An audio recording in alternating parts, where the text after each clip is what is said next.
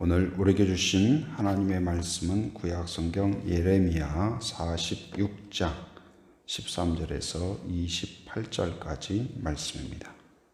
우리는 인간은 혼자서 살기가 어렵고 또 연약한 면이 있죠. 그래서 항상 강한 자를 찾고 누군가를 의지하고 또 그것이 사람을 의지하기도 하고 또 종교성을 갖죠. 하나님을 모르는 사람도 무엇인가를 의지하고 거기에서 안심을 하고자 합니다. 그래서 큰 나무가 있으면 아니면 특별한 돌이 있으면 아니면 부적같이 종이 한 장이라도 놓고 뭐라도 안심하고 싶은 그런 마음이 사람들에게 있습니다. 그래서 또 가능한 한 나보다 큰 자, 힘 있는 자, 나를 보호해 줄 만한 자, 그런 대상이 있다면 그 의지의 대상으로 또 그의 마음에 들고 싶어 하고 그런 경향이 있죠. 나라도 마찬가지입니다. 큰 나라가 있고 작은 나라가 있죠. 그래서 그 작은 나라들은 항상 위태롭고 또 위협이 있죠. 그렇기 때문에 큰 나라들을 또 의지하는 그런 경향이 있습니다. 우리나라도 과거에 보면 중국을 단지 하나의 나라로서 외교적인 그런 관점이 아니라 대국으로 이렇게 섬기고 또 그 나라의 의견을 무시하지 못하고 항상 눈치 보고 그런 경향이 있죠. 근데 그 이스라엘, 유다도 마찬가지입니다. 거기도 크지 않은 나라다 보니까 늘 주변 나라들을 또 의식하고 눈치 보고 그런 경향이 있습니다. 그런데 이제 그 중에 그 지역의 가장 강력한 나라 중에 하나가 뭐냐면 애굽이에요. 애굽. 그래서 애굽은 사실 그 하나님의 능력으로 그곳에서 이제 노예로 살던 백성들이 이 430년 만에 하나님의 전적인 능력으로 구출되었고 나왔고 애굽이 멸망한 것을 그들이 경험했고 알고 있죠. 그럼에도 불구하고 이스라엘 민족은 항상 애굽은 하나의 강력한 나라, 의지의 대상, 눈치 보는 대상, 그리고 동경의 대상, 또 닮고 싶은 대상. 그리고 우리도 애굽처럼 저렇게 힘이 있다면 하는 어떤 늘 동경의 대상, 그리고 애굽의 마음에 들려고 하는 그런 마음이 그들에게 있었을 것입니다. 그런데 이제 그래서 그들이 무슨 일이 있으면 애굽한테 가서 사정을 하고 도와달라고 하고 그래서 애굽이 알았다, 내가 도와주겠다, 그러면 안심이 되고 평안을 누리려고 하고 그런 경향이 있습니다. 그런데 오늘 말씀은 지금 이제 그래서 그들이 이 바벨론을 피해서 바벨론의 어떤 그 공격과 위협과 두려움을 피해서 어디로 지금 피신했어요? 바로 애굽으로 이들이 지금 피신을 했죠. 멸망한 그 유다에 남아있던 그 백성들, 예루살렘에 남아있던 백성들이 지금 애굽으로 피신을 했는데 그때에 이제 강제로 예레미야도 같이 끌려가요. 끌려갔는데 그곳에서 예레미야가 이제 선포하는 말씀이 오늘 말씀이에요. 근데 오늘 말씀은 이제 누구를 대상으로 선포하냐? 누구에 대해서 선포하냐? 바로 이 도망간 백성들, 피신한 백성들이 의지의 대상이요, 강력한 힘이요, 평안을 추구하는 그 애굽에 대해서 하나님이 지금 말씀하시는 내용이에요. 예레미야는 어떻게 이야기합니까? 바벨론을 두려워하지 말라. 예루살렘에 남아 있으라 그랬죠. 그럼에도 불구하고 그들이 애굽을 의지하고 애굽에 도망쳤어요. 애굽에 가지 말라 했지만 그들은 불순종하고 하나님을 거부하고 애굽으로 갔습니다. 그런데 그곳에서 평안을 추구하는 그들에 대하여서 오늘 이 예레미야는 어떤 걸 이야기합니까? 애굽에 대한 하나님의 심판을 이야기해요. 그러니까 애굽도 하나의 나라에 불과하고 너희들의 보호자가 결코 될 수 없다. 그래서 결국은 이 느부갓네살, 지금 도망쳐 왔던 그 바로의 공격이 예루살렘뿐만 아니라 이 애굽까지도 미치게 될 것이다. 근데 역사적으로 이제 이 바로의 이 바벨론의 느부갓네살이 3번 공격을 하게 됩니다. 애굽을 BC 601년, 588년, 568년 이렇게 해서 3차례 공격을 하게 돼요. 그런데 이러한 공격 가운데에서 이스라엘 민족이 그렇게 강하게 느끼고 자신들을 보호해 줄 걸로 생각하고 천하무적으로 생각했던 애굽이 이 전쟁들에서 완패하게 돼요. 완전히 무너져요. 거기 14절 말씀 같이 한번 읽어봅니다. 14절. 자, 시작. 너희는 애굽에 선포하며 믹돌과 놉과 다바네스와 선포하여 말하기를 너희는 굳건히 서서 준비하라. 내 사방이 칼에 삼켰느니라. 예. 거기 보면 이제 믹돌과 놉과 다바네스와 이게 다 이제 애굽의 그 지명들이에요. 그런데 너희들은 준비해라. 준비해라. 뭘 준비해요? 전쟁을 준비해라. 어떤 상황이었어요? 내 사방이 삼켜졌다. 뭐예요? 칼에. 칼이라는 건 뭐예요? 전쟁을 말하는 거예요. 그러니까 전쟁이 공격해 오는데 한쪽이 아니라 어디에서요? 사방에서. 완전 포위가 너희들이 될 것이다. 그러니 너희들은 준비하고 각오하고 지금 전쟁 앞에 나서라. 지금 경고하고 있죠. 그런데 어떻습니까? 결과는 어떻게 돼갈까요? 15절 같이 읽어봅니다. 자, 시작. 너희 장사들이 쓰러짐은 어찌함이냐? 그들이 서지 못하면 여호와께서 그들을 몰아내신 까닭이니라. 그러니까 이 이스라엘 백성들은 지금 애굽으로 피신을 했죠. 왜요? 애굽에 가면 안전하리라고 생각을 한 거예요. 그런데 지금 오히려 애굽은 이스라엘 민족을 보호하기는커녕 어때요? 누구도 보호 못해요? 자기도 보호를 못해요. 오히려 강력하다고 생각한 그들의 장군들, 군사들도 어떻게 돼요? 쓰러지고 만다. 이기지 못한다. 근데 처참한 것이 어떻습니까? 16절 같이 시작. 그가 많은 사람을 넘어지게 하시매 사람이 사람 위에 엎드러지며 이르되 일어나라 우리가 포악한 칼을 피하여 우리 민족에게로 우리 고향에게로 돌아가자 하도다. 그 처참한 상황을 이야기하죠. 사람이 쓰러지는데 넘어지는데 어느 정도요? 사람이 어디 위에? 사람 위에. 무슨 말이에요? 시체 위에 시체가 쌓이는 거예요. 그러니까 아주 참혹한 상황이죠. 근데 그런 상황이 거듭되니까 이제 어떤 말을 하냐? 우리가 돌아가자. 빨리 피신하자. 이 포악한 칼을 피하여서 이 잔인하고 죽음의 칼을 피해서 우리 민족에게로 우리 고향으로 돌아가자.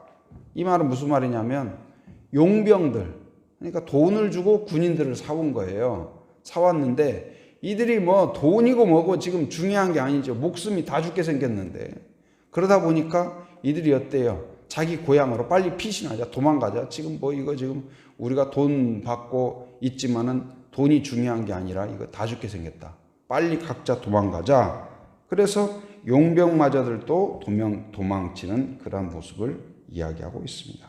그리고 그들이 가면서 뭐라고 이야기해요? 도망치면서 용병들이 도망치면서 17절에 그 이야기를 담고 있습니다. 그들이 그곳에서 부르짖기를 애굽의 바로 왕이 뭐했도다? 망하였도다. 그가 기회를 놓쳤도다.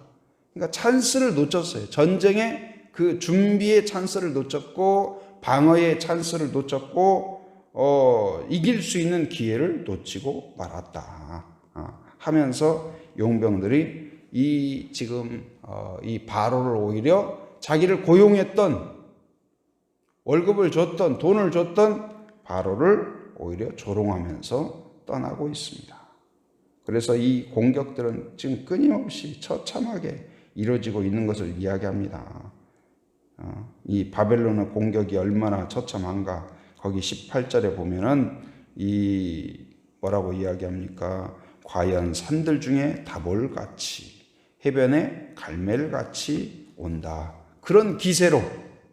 그러니까 다 여기에 그 다볼산이라는 것은 이제 이스라엘 백성은 너무나 잘 아는 그런 산이에요. 왜냐면은 그 이스라엘 평지에 평야지대에 있는 높은 산이에요. 우리로 말하면은 예를 들어서 제주도 사람들한테 그 군대가 한라산 같이 온다 그래봐요. 그럼 제주 사람이 한라산을 모르는 사람이 없잖아요.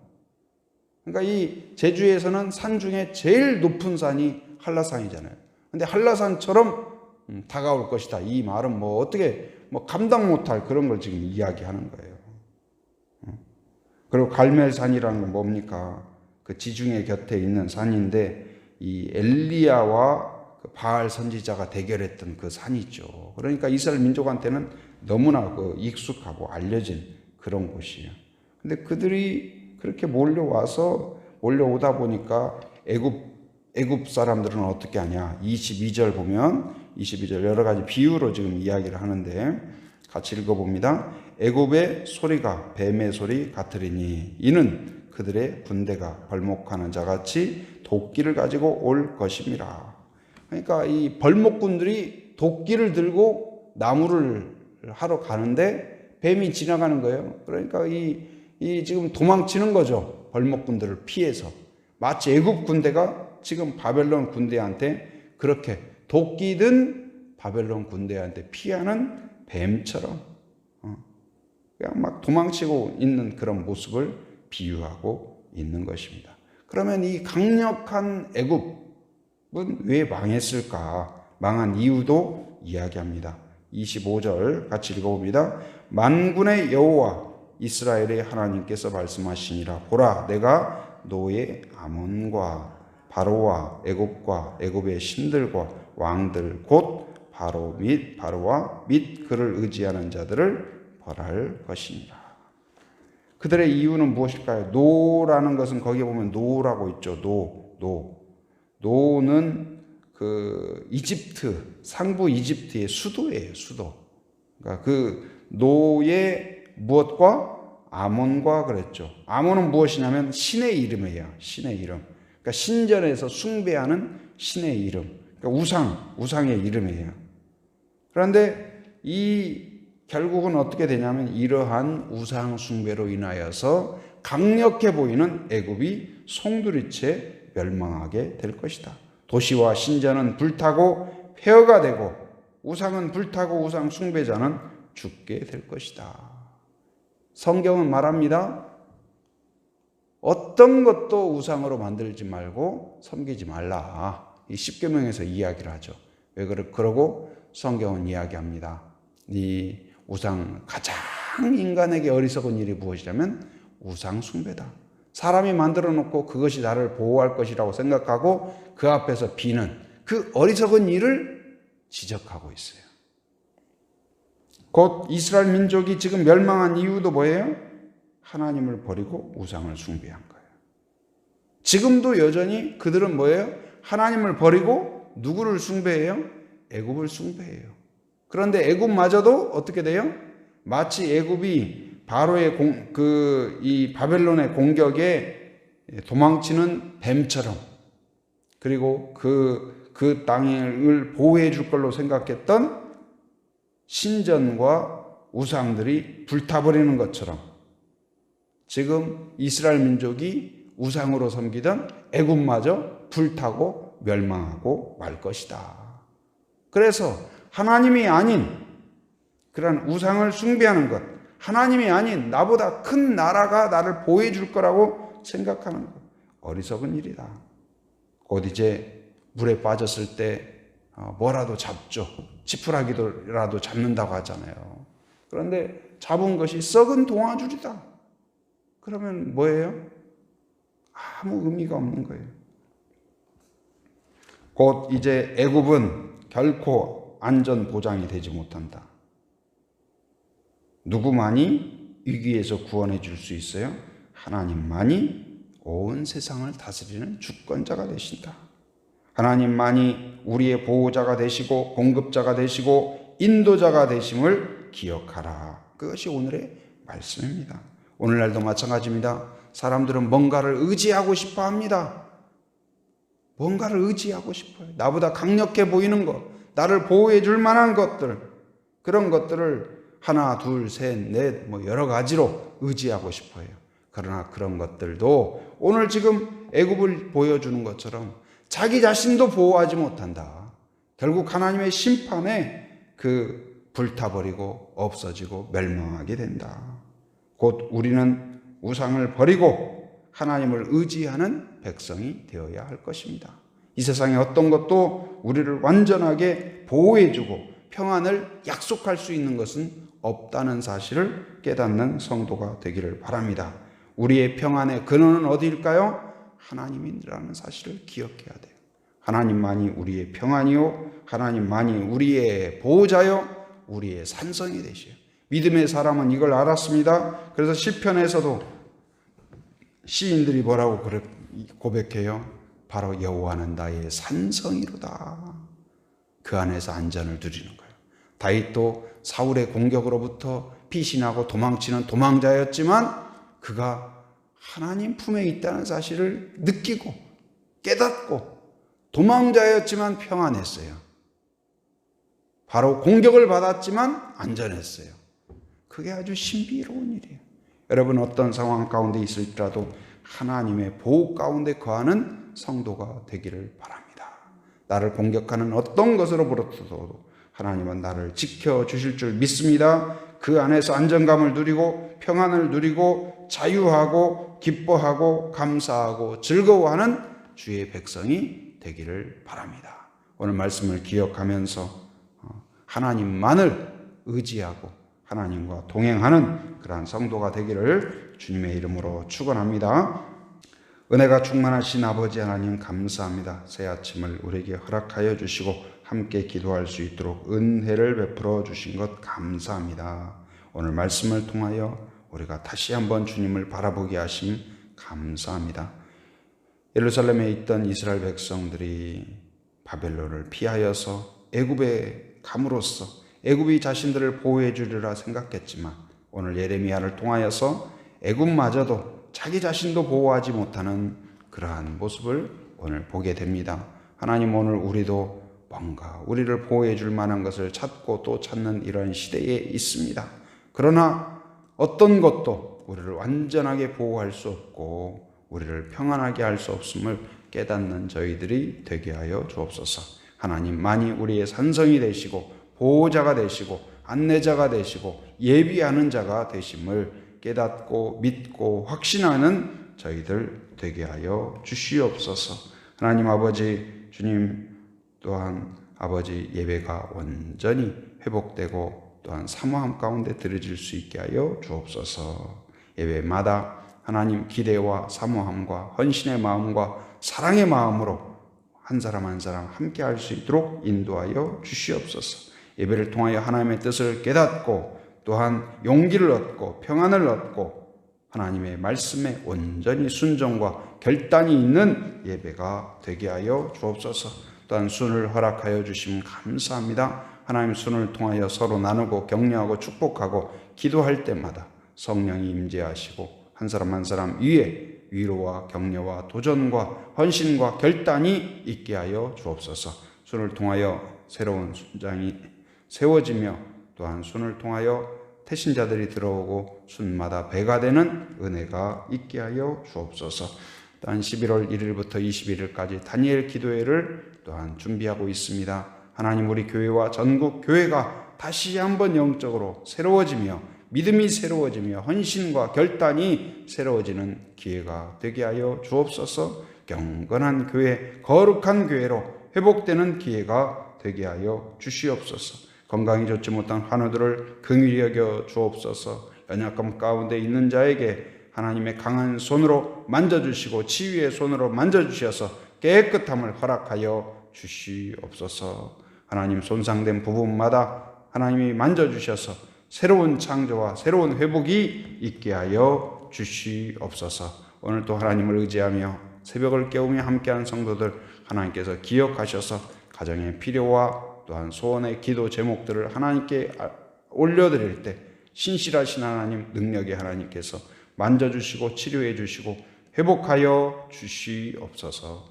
오늘 또 삶의 현장에 살아가는 모든 성도들 안전과 건강을 지켜주시고 하나님 의의 길로 인도하여 주시옵소서. 해외에 육지에 군에 있는 가족들, 자녀들, 성도들을 기억하시사 오늘 또 온전히 주와 동행하며 하나님의 은혜 안에 거하게 하여 주시고 오고 가는 모든 소식마다 복된 소식, 은혜로운 소식 되게 하여 주시옵소서.